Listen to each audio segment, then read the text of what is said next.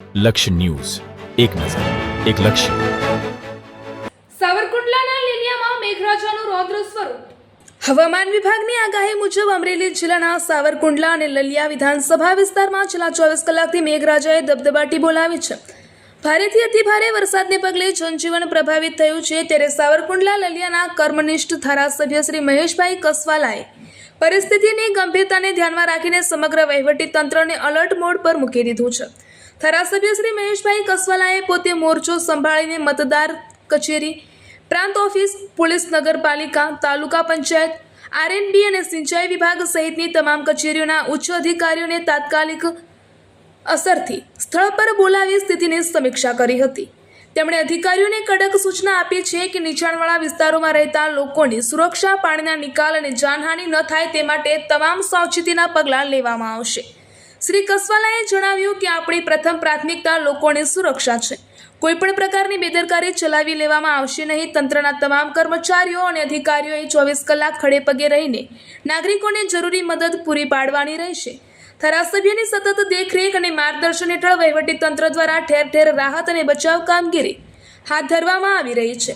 સાવરકુંડલા અને લલિયાના નગરજનોને પણ સુરક્ષિત રહેવા અને તંત્રના સૂચનોનું પાલન કરવા ધારાસભ્યશ્રીએ અપીલ કરી છે. આ પરિસ્થિતિને ધ્યાનમાં રાખીને રિપોર્ટર ટીનુભાઈ લલિયા.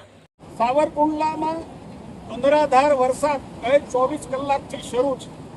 24 કલાકમાં 3 વખત નાવલી નદીના તમામ પુલો છે એ ઓવરટોપિંગ થયા છે.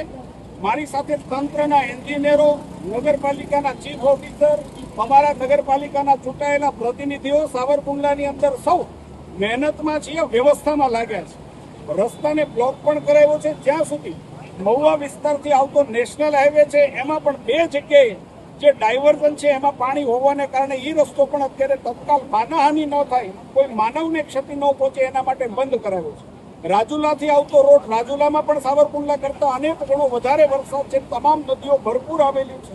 ત્યાં પણ જે હાઈવે, સ્ટેટ હાઈવે પણ ડિસ્ટર્બ છે. સાવરકુંડલાથી લગભગ અમરેલી તરફ પણ ખૂબ મોટા પ્રમાણમાં વરસાદ પડ્યો છે.